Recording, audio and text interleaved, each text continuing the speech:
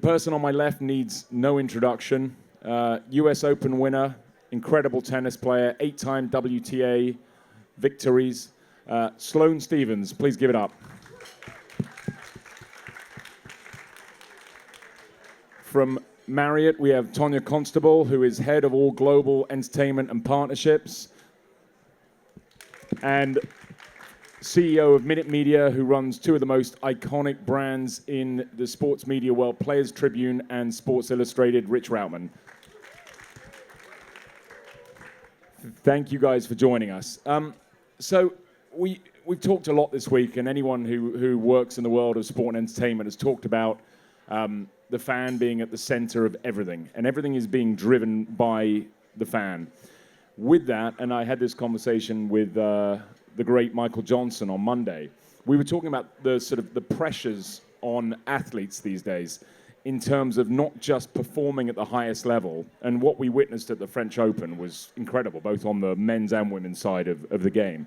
But I'm going to start with you, Sloane, and I want to talk about, you have fan demand on you, you have tennis demand on you, you have social media demand, you have, all of the above. How do you manage your competitive performance versus fan demand versus business opportunities and everything in one thing? Because it is not an easy thing to do. No, it's definitely not easy, but I do think that as I've gotten older and from Michael Johnson's world to mine, it's very different. And I think in terms of how media and how fan and all of that has grown, it's been such a transition from just having fans to making money and monetizing off of every single thing. And I think athletes before, especially in women's sports, there hasn't been that many opportunities to make money. So now when you get all these opportunities, people are like, oh, we'll do this, we'll do that. And I think it's created a lot of opportunity, but it's created a lot of stress just in terms of you want to be a high-performing athlete, but you also want to make money. Everyone wants to make money, right? And I think being able to figure out how to balance that in both ways and be really great at your sport or be really great at your business, that is always a push and tug. And I think it's great, but yeah, it's changed. Everything has changed in terms of monetization and how people look at things. And I think that's part of the sport. That's part of our world. It's part of Instagram, Twitter, all of those things. And I think that's in 10 years, it'll look completely different than it does now. And do you, just to follow up on that, do you, as a player, you're obviously focused on performance, but do you have one eye, being here at Cannes, are you thinking about what's next for you in your, not just your career, but your professional life as a businesswoman, as an entrepreneur?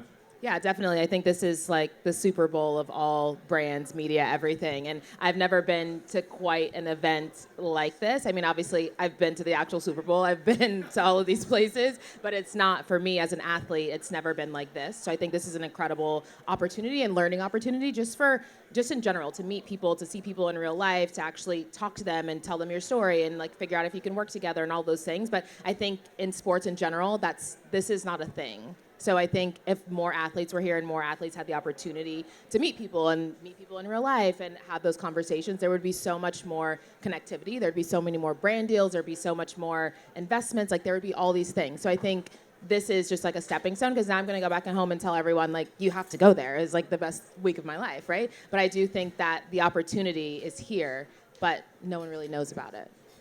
Very true. Tonya, I'm going to come to you now.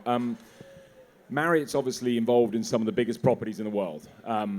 And, you're always also looking at what's next. There's always something going on with Marriott through sports, entertainment, partnerships. Tell us a little bit about how you view those partnerships, from the big ones all the way through to some of the newer ones you're involved with as well. Yeah, I actually think it's great what you just said, because we were talking about this beforehand, and I said, this is my first time in Cannes. I said, this is the Super Bowl, right, of creativity. That was literally what I said. I think it's fascinating, and I wanted to touch on what you just said as far as more athletes and talent coming here, which lends into, Matt, part of the question you asked. Last year, the team was here, and they met with Shaun White, and Shaun White was launching the Snow League.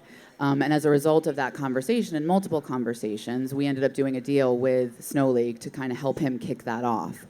But if we take a step back, the reason why we're in the sports and entertainment space is, you think about this, Marriott itself, we have 37 plus brands in the portfolio. We have 220 million plus Marriott Bonvoy members.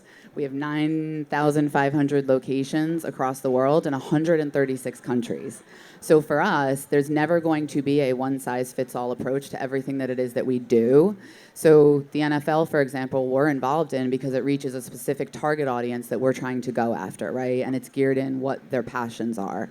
You think about Mercedes-AMG Petronas F1, we have a team deal with them. That's obviously geared towards a different audience segment, right?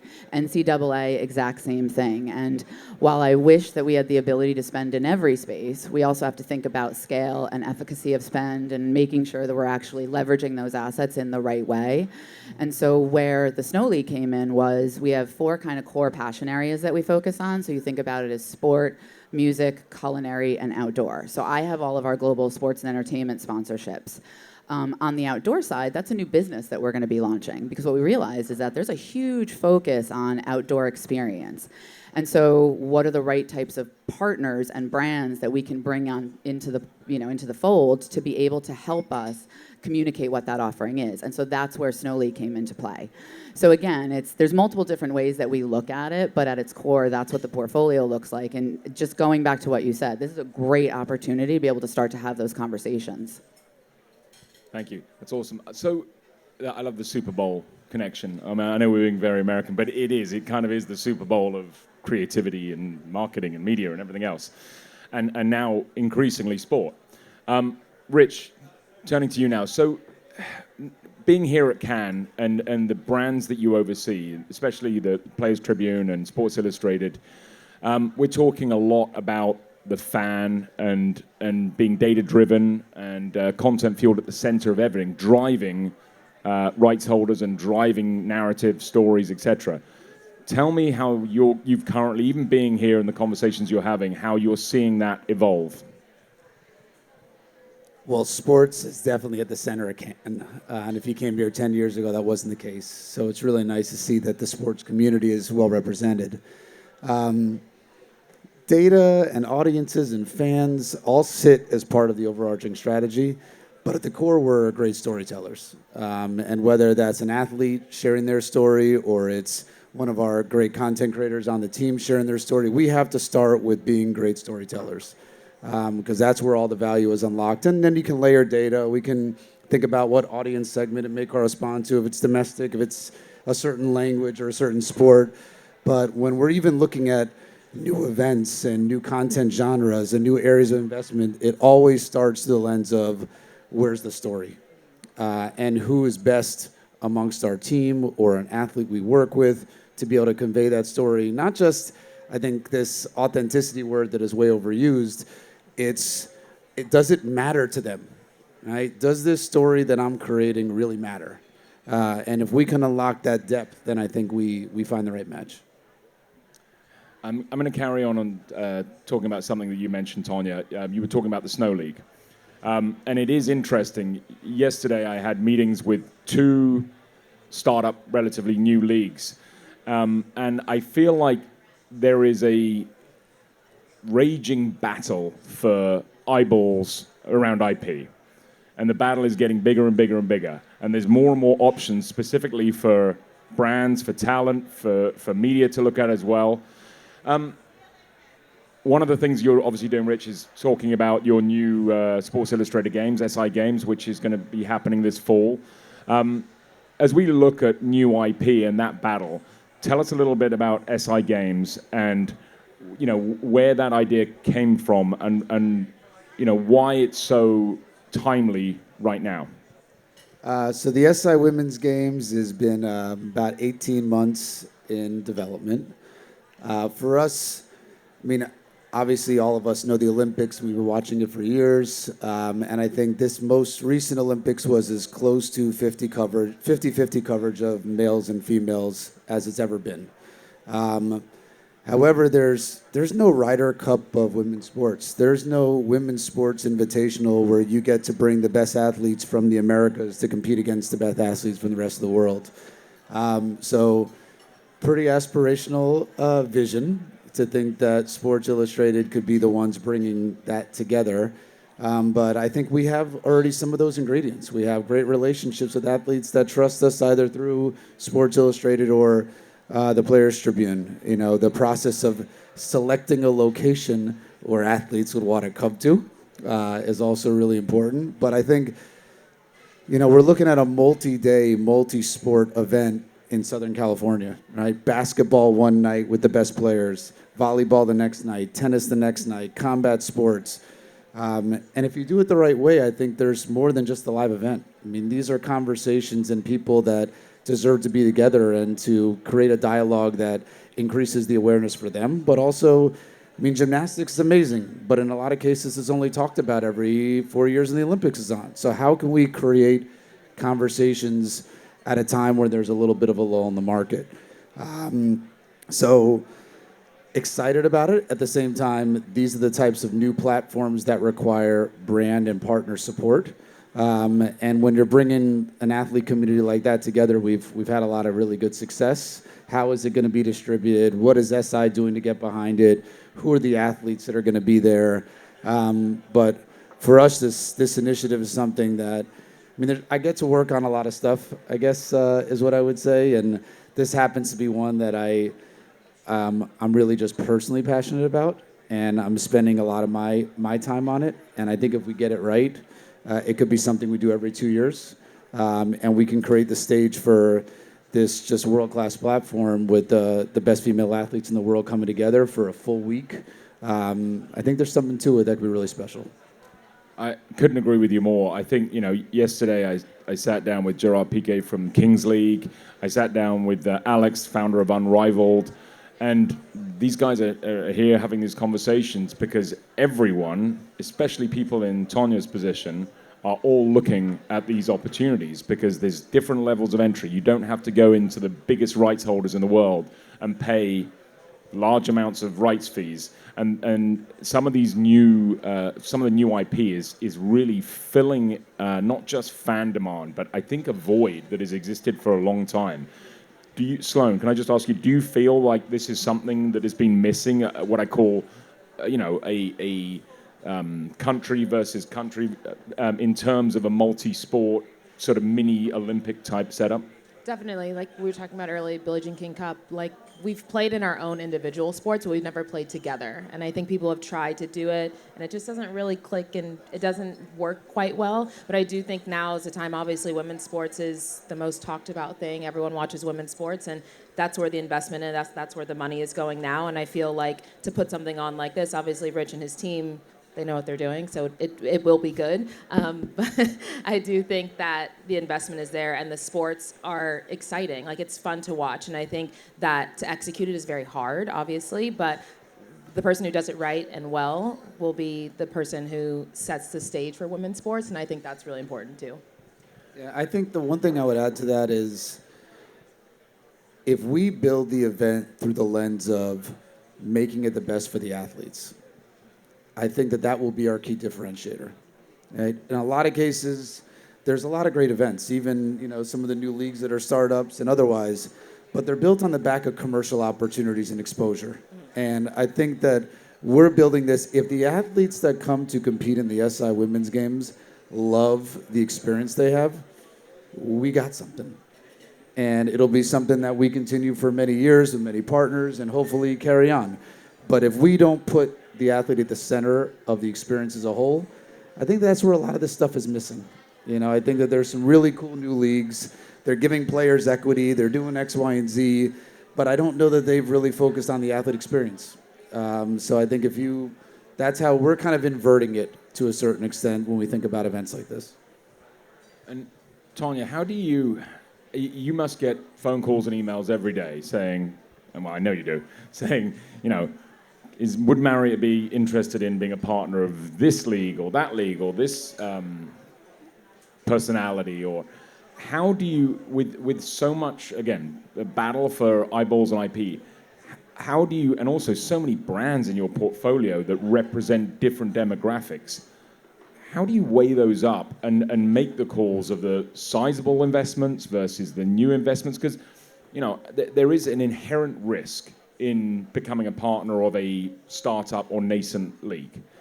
But there's a risk reward there too, and some of these startups may fit better with certain brands within your portfolio versus obviously when you talk about your relationship with Mercedes team in Formula One or with the NFL, those are bigger things that you can sit some of your bigger brands or multiple brands under. How do you weigh up the smaller opportunities and how much risk you want to take against those versus the traditional bigger size? Great question. A lot to unpack there. We went back and did, I think it was 2023. So I've been with Marriott now. It'll be 5 years in November. And I come from the agency side. So 15 years on the sports and entertainment agency side, telling brands where to spend and how to spend. So now to be on the brand side, it's a completely different look. But I actually will always say this to anybody. Cut your chops on the agency side, then go to the brand side. Because I'm telling you, it will make you such a better client. It will make you, I truly believe, a better marketer, particularly in our world. But I inherited a portfolio of assets that at a moment in time made sense. But when I took a step back and looked at it, I said, guys, we're all over the place here, right? I'm like, I've got a global brand that I'm responsible for, a global remit. I'm like, but I also have 5 different regions, right, with 5 different needs. So you think about it as Caribbean and Latin America. You think about it as EMEA, Greater China, APAC, Canada. Everybody's different. What works in China is not necessarily going to work in CALA, right? So we had to collectively say, what are the things that we're going to rally around as a whole? And those were 2 areas that we said, and that was going to be Formula One and it was going to be music, because we really felt that those things could resonate globally, right? Formula One's a traveling roadshow, 24 different markets, so we can create things both in those markets around those races that work for the brands and the markets. But we can also create a global wrapper around something like that. Same thing with music, which that's kind of the next thing that we're building against. But then you take a look and you say, okay, well, NFL is now going international, attempts at it, right? So I think it's, 8 new games that are going to be coming out. But it's not going to tick all the boxes. So that's going to tick a few boxes. Great. But then there's the local market needs, right? And what do the local markets need? So in the U.S., the U.S. owns NCAA. They own USSF, right? They have some deals with Learfield. I know I saw them yesterday talking to a couple of people around here, right? So when we're thinking about what's happening, like, it's really about what's going to make the most sense for the business at its core, because obviously the business is the biggest driver. Then is it going to deliver for what our members and our target audiences want? But then, like, what's going to fill those gaps? So when we're talking about some of these smaller things, we're talking about them happening in one specific market. And maybe it starts small like that, right? And then you work to build on top of that, right? Like, I also, too, never want to just be a one-hit wonder, right? You want to build credibility and you want to build brand equity with a partner, because that's how you get the most value out of these investments. So, Yeah, the thing I'll also just add on to that is a lot of the feedback that I get from friends of mine who share similar role to you in the industry, they want to see us take risk. You know, it's not about this new built if sold thing that we're going to bring into the market. They want to see that we're committed. All right. So whether it's one event, 1 year, or multi-year, multi-city, whatever it may be, they want to see us put our money down and go for it. And if we put our money down and we go for it, then I think it's a lot easier to ask for the right support around it. But if it's we're only going to do this thing if you guys are interested in doing it with us, that's a lack of commitment. So I think we're putting our foot down. And I think if we do that, then hopefully over time you could generate the right support for it. Sloan, as you make decisions around partnerships or endorsements, which obviously is critical to your career and who you're part, because as much as anything, you need to think about your personal DNA and what that means to you and what your true north is. How do you weigh up partnership opportunities as a person, not a player, as a person? And how important, and I'm going to get onto that as it relates to rights holders and brands, but how important is it for you to stay true to your DNA and your true north and the partners that you surround yourselves with? Because it's very easy to take the money. And the road is littered with professional athletes who have taken the money and it hasn't worked out. How do you think about that, and how do you value the partners that you have? Yeah, I think that's been a really hard lesson to learn. I think at the beginning of my career, it was take the money, just, post these pictures, do whatever. And as I've gotten older now, I realize my best work is with things that I'm passionate about, that I love, that I use, that I work with every day, that I have in my home, that I have at my mom's house, whatever it is. And I think you get the most out of partnerships that you actually genuinely believe in. I think it shows through your life. It shows through your everyday, your social media, whatever it is. And I think you make more money when your partners are happy. You make better relationships. When someone at that particular brand leaves and they go to the next brand, they're like, hey, we had such a great thing there, and it continues on. And I think the relationship part of partnerships are so important because the relationship is first and then the brand deal is second. But I do think that when you can put everything into it and you can relate and you can do it, your buzzword, authentically, and you can just have it in your life, I think that that's what's most important. And I don't do anything that I don't like just because I'm a crazy person, but I have to relate, I have to like it, I have to use it in order to feel like it matters to me. And I think that that's really important too, because again, like you said, you can take the money, but if I don't know, eat beef jerky or eat whatever it is, like it's not gonna make sense for me. And it's harder to actually be real and true to that brand. And I think the brands, you owe that to the brand, and the brand can only give that back to you if you're actually a user or someone that actually likes the brand and loves it. And I think that's a lot of younger athletes now are learning that because it's so hard and forceful to post about something you literally never use because you're like, oh, I don't even have it. Can you ship it to me? Can you get it to me? I think that part of it is annoying. And I think that a lot of athletes are learning that now. And when you do have a brand that you love and you use and you see it every day and it's consistent, it shows. And I think that that's how people perceive the brands, and I think that's what matters. That's what sells more products in the end, eventually. And I'm going to flip that straight to Tonya, because you know where I'm going to go with this. As a enormous corporation, you utilize data and analysis to figure out what partnerships you should do from both a rights holder and a talent standpoint. But in terms of there is an element here, you can run all the statistical analysis you want, but there is also a gut feel, and there's a chemistry between talent and brands. How much do you rely on statistics versus this feels like the right partnership? I rely on my gut. I really do rely on my gut. Listen, we're in the travel industry, right? So you're traveling around the world. Ideally, you're staying in our properties. And if we're working together, then it's, how do we impact your ability to travel, play better? What are the comforts that we bring to you? So when you think about it through that lens, and then it's the relationship that we have, right? That to me is so important. Just a quick story. I think it was Super Bowl in Las Vegas. I met Jason Kelsey's team. I was introduced to his team.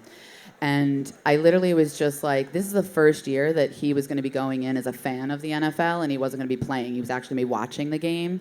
And I was like, wouldn't that be kind of cool if we could lean into that, right, from our perspective, and kind of follow him on that experience and just what is that like, right, and kind of traveling him all over the place. And so we started talking to him, and it was just it was a no-brainer. It was an absolute no-brainer. He's like, I love your products. Wife loves your products. He's like, this is a good fit. And what we liked about it was we had honest dialogue about it, right? Because again, you said you want somebody who really can kind of speak about your brand, but speak about it in an authentic way. And that's really important. Authentic. I think I used organic the other day instead of authentic, right? An organic way. Don't get me wrong, there's always data that's going to play into it. But on the flip side, it's really about how do we work together? It's a partnership. It really is. That's how the most successful ones manifest themselves. I think that people that I work with wish I trusted my gut less and relied more on data. So I think after you do this for a while, when we came up with the idea for the SI Women's Games, I called you. I called my friends, and I'm like, what do you think of this idea? There's no spreadsheet that's going to tell me how this is going to work out. There's something in my gut tells me that we should do this. And I think that, so it has to be a little bit of a combination because now we're looking at numbers. But if we didn't trust our gut to begin with, we would never get anything off the ground. It's a really interesting point. Certainly in the world that we work in, the world of sport and entertainment, there is an element that not everything can be statistically proven. It's just everything on paper can add up, but there is an element to your point. Rich called me and we discussed it, so I'll take the credit when it works. But that's okay, and when it doesn't, don't call me. No, that's why I'm calling you out. Exactly. It's interesting.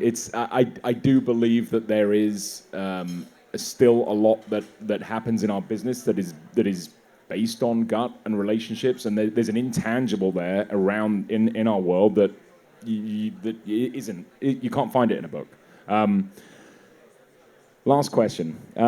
So moving forward, and obviously being here at Cannes, specifically for you in the world of tennis, what are you seeing as the new trends, and as we head towards obviously LA 2028? What are you looking for in the tennis world? And are we going to see surprises? Are there going to be some new talent coming through in the next few years, or do you think yourself and the players who currently vie for those key titles are going to be the ones in contention around that time? I think in 3 years, 2 years, the game will change a crazy amount. I think it's changing every single year. I think there's obviously the stars of our game, the stars of our sport, but I do think that there's they're just built different these days. Like there's a 17-year-old now on the tour who's top 10 in the world. That would have never happened 10 years ago. So I think that there is a lot of movement. There's a lot of things that just make the sport very interesting. And obviously going into the Olympics, and an Olympic year is always special because our tournament calendar is all crazy and hectic, but it's like, it makes it interesting, right? And I think obviously being in LA, everyone wants to play the Olympics. It's super exciting. And I think that obviously as an American too, like if you're American and you win the Olympics in your home country, that's incredible, right? So I think being able to experience that from the American side, obviously anyone from any other country can win, but I think that genuinely for American sports and women's sports in general, the growth has been insane. And I think by the time we get to the Olympics, I think we'll be on a whole nother level of where women's sports are and how much they're watched. And I think the money and the fruit of everyone's labor of actually investing in the sports will be more relevant, and we can actually see the fruits of those labors. Hopefully by the Olympics, there'll be more steps forward. Well, we will be supporting you every minute of that journey. We've hit time, so I'm going to thank my three incredible panelists here. Thank you, Sloane. Thank you, Tonya. Thank you, Rich, for joining us today. Enjoy the rest of the time here.